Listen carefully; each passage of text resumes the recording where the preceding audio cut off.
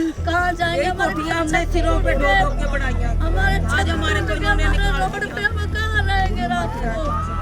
कहाँ किराए पे? हमारे बात नहीं है किराए पे रहने की हमारे को। और डीडीए सीधा सीधा केंद्र सरकार का है। केंद्र सरकार किस प्रकार से एक साजिश रचते हुए यहाँ के लोगों को बेघर करना चाहती है। कहाँ जाएंगे? हमारे घर छत टूट गए, हमारे छत टूट गए, हमारे रोड पे हम कहाँ रहेंगे रात को?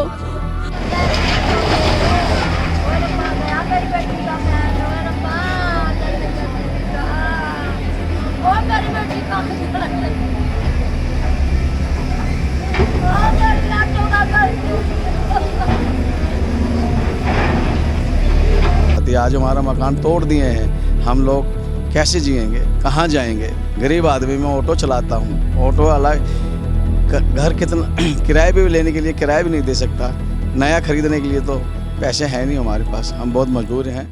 नमस्कार, आदाब, द वायर में आपका स्वागत है। 2 हफ्ते पहले तुगलकाबाद में एक बुलडोज़र का जो डिमोलिशन ड्राइव था वो चला था। उसके बाद आज कस्तूरबा नगर, शाहदरा में कस्तूरबा नगर में यहाँ पर डिमोलिशन ड्राइव चल रहा है। अभी आप मेरे पीछे देख सकते हो कि लोग यहाँ पर जो रहवासी है, यहाँ के जो स्थानिक लोग हैं वो यहाँ पर जुटना चालू हो चुके हैं। गरीब लोग हैं जो मजदूरी करता है, कोई रिक्शा चलाता है, औरतें हैं वो घर में जाके पोछा लगाती है। अपने खून पसीने से इन्होंने ये मकान बनाए थे, ऐसा उनका कहना है। और अपने सामने, आंखों के सामने ये मकान अभी ये टूटते हुए ये देख रहे हैं। टेम्परेचर 40 डिग्री से ऊपर है और झुलसाती गर्मी में अपने घर टूटते हुए देखते हुए इन महिलाओं के आंखों में आंसू आ रहे हैं, वो खुद को रोने से रोक नहीं पा रही है। हालांकि डीडीए ने इनको नोटिस तो दिए थे कि आपके घर टूटे जाने वाले हैं, टूटने वाले हैं, लेकिन इन लोगों ने ये आरोप लगाया कि हम गरीब लोग हैं, हम गरीब लोग हैं, हम कहाँ पे जाए, हमारे घर टूटे हैं। ये घर टूटने के बाद हमें सरकार से जो है वो रहने के लिए कुछ इंतज़ामात किए जाए, रिहैबिलिटेशन किया जाए, हमारा पुनर्वास किया जाए, लेकिन सरकार की तरफ से ऐसा कोई पुनर्वास की प्रक्रिया यहाँ पे होती हुई नहीं दिख रही है। सरकार ने इनको ये बोला है कि आप रैन बसेरों में जाओ, कुछ दिन वहाँ पे रुको और उसके बाद आप अपना खुद का इंतज़ाम करो, लेकिन हम ये जो घर है वो तोड़ने वाले हैं क्योंकि ये इल्लीगल है, ऐसा इन लोगों का कहना है। 2 साल पहले नोटिस लगा था यहाँ पे, उस टाइम मेरे बेटे की डेथ हो गई थी। उसके बाद मेरा घर वाला 3 साल से बीमार पड़ा है। अब मेरे पास यहाँ सड़क पे मैं आ गई हूँ, मैं कहाँ जाऊँगी? मेरे पास ना कोई कमाई का साधन है, ना मेरे कोई बच्चों का साथ है। जो इन डीडीओ वालों ने जो हमारे साथ किया है वो बहुत ही बुरा किया है। अगर गरीबों की कोई है उम्मीद तो हमारी सुन लो कि हमें कोई छत दे दो या कोई जगह दे दो, पर हमारे को सड़क पे मत लाओ। हम बहुत परेशान हैं इस टाइम, हमारे पे किराए की भी औकात नहीं है। जो हम किराए पे कमरा लेके कहीं अपने सिर को ढक लें, वो हमारे अंदर हिम्मत नहीं है। हमें कुछ भी किसी ने नहीं दिया है। ओम प्रकाश जो हमारे उसमें है विधायक कहेंगे, उन्होंने हमारी एक नहीं सुनी। हमने बहुत हाथ जोड़ कर बहुत कुछ करके देख लिया, पर कुछ नहीं उनको तरस आया हमारे ऊपर।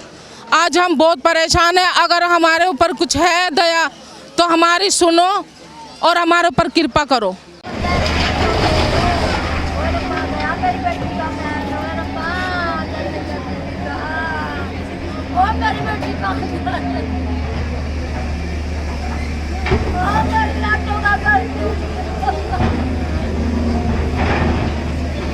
ओम प्रकाश हमारा यहाँ का विधायक है और इसने प्रधानों को 13 लाख रुपए दिए। हमारे नगर के जो प्रधान है उनको 13 लाख रुपए ओम प्रकाश ने दिए कि हमारे को गांव से बसें बुला के बंदे और यहाँ पे हमारे को वोटों में जितवाओ इलेक्शनों के अंदर। उसके चक्कर में वो लोग पैसे खा गए, आदमी एक नहीं बुला के वोटों में जितवाया उसको। तो ओम प्रकाश ने गुस्सा हमारे पे उतार के, हमारा कोई लेना नहीं कोई देना नहीं, हमारे घर तोड़वा दिया। ओम प्रकाश ने अपना गुस्सा हम लोगों पे उतारा। मेरी 2 बहनें खत्म हो गई इसी जगह पे, मेरा बेटा खत्म हो गया, मेरी बहन की लड़की का कोई नहीं है। मेरे 3-4 परिवार एक साथ हम रहते थे, आज हमारा घर तोड़ दिया। सर हमारी कुछ हेल्प की जाए, हमें इतनी हेल्प करो कि हमें कोई जगह मिल जाए या कोई मुआवजा मिल जाए हमें।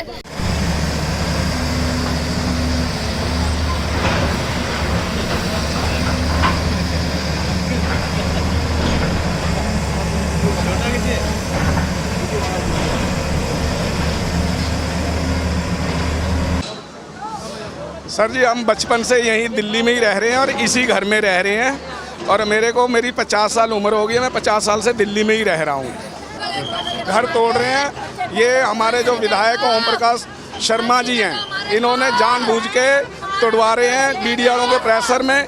कोई ये जान के 2-4 दिन का बाद का टाइम दिया और पहले बनाने लग गए हैं। यहाँ मेरे माता पिता जो कम से कम 75 सालों से यहाँ रह रहे हैं और 1957 के अंदर नेहरू जी ने ये ज़मीन दान में दी थी और तब से मेरे माता पिता यहाँ रहते हैं। 1963 के अंदर मैं यहाँ जन्मा हूँ और जन्म भी इसी घर का है मेरा।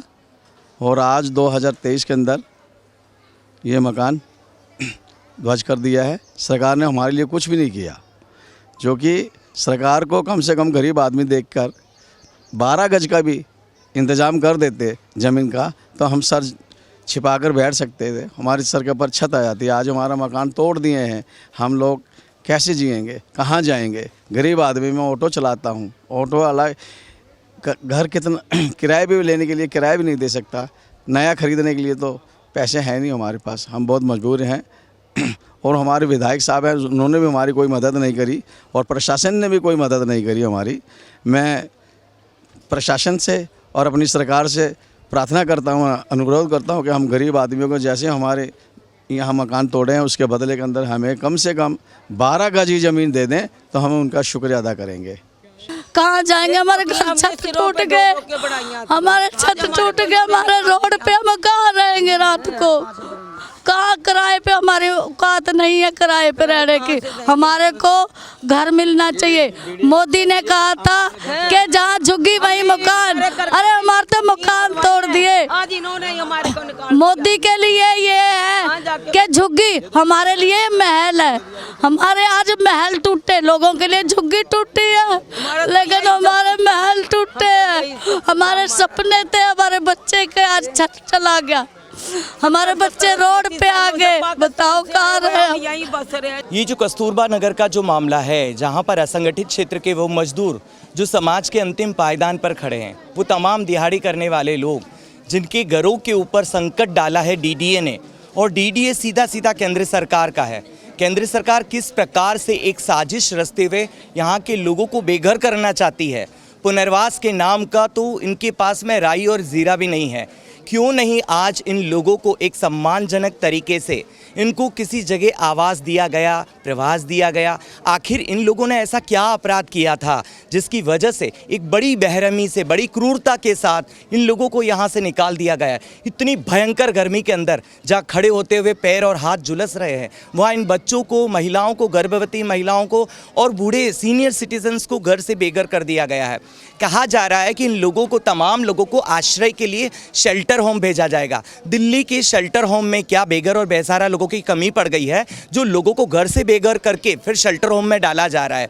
भारत देश में अगर देखा जाए तो सिर्फ डिमोलेशन एक चरम सीमा पे चल रहा है। बाकी कोई सरकारी काम, कोई चाहे वो किसी की नौकरी का काम हो, चाहे वो किसी की बच्चे की एजुकेशन का काम हो, कुछ भी हो, कुछ नहीं चलता। ये सेंट्रल गवर्नमेंट एक भारत देश के नाम पे एक भद्दा है और इतना बड़ा भद्दा है ना, अगर ये 2024 में नहीं हटाना तो सच बता रहा हूँ ये पूरा आधा भारत निगल लेगी। और ये भारत निगलने के बाद ना यहाँ कुछ नहीं, यहाँ फॉरेनर्स आएंगे, वहाँ कंपनी आएंगी।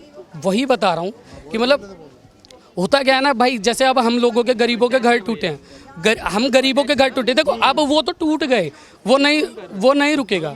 वो कोरिलेट कर रहा हूँ कि मतलब सेंट्रल गवर्नमेंट जो है ना, मतलब इतनी ज़्यादा वो हो गई कि लिटरली मिडिल क्लास पीपल हो गए, पॉवर्टी लाइन से नीचे जो लोग हो गए, उनके घर तोड़ती है। सामने हमारे फ्लैट खड़े हैं और यहाँ से 60 फुट का रोड निकल सकता था, नहीं तोड़ा।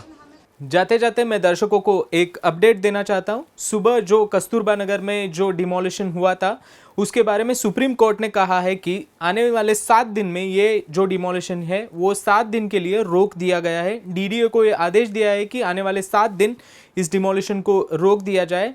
इसका कारण ये है कि बढ़ती गर्मी की वजह से ये जो लोग हैं उनको शिफ्ट होने के लिए, वहाँ से अपना जो घर का सामान है वो निकालने के लिए 7 दिन की मोहलत जो है वो सुप्रीम कोर्ट ने दे दी गई है। यानी कि 7 दिन बाद ये जो डिमोलिशन है वो फिर से चालू किया जाएगा। द वायर के और वीडियोस देखने के लिए सब्सक्राइब करें और बेल आइकन पर क्लिक करें। स्वतंत्र पत्रकारिता की आर्थिक मदद करने के लिए डिस्क्रिप्शन में दिए गए लिंक पर जाएं और अपनी राशि चुनें।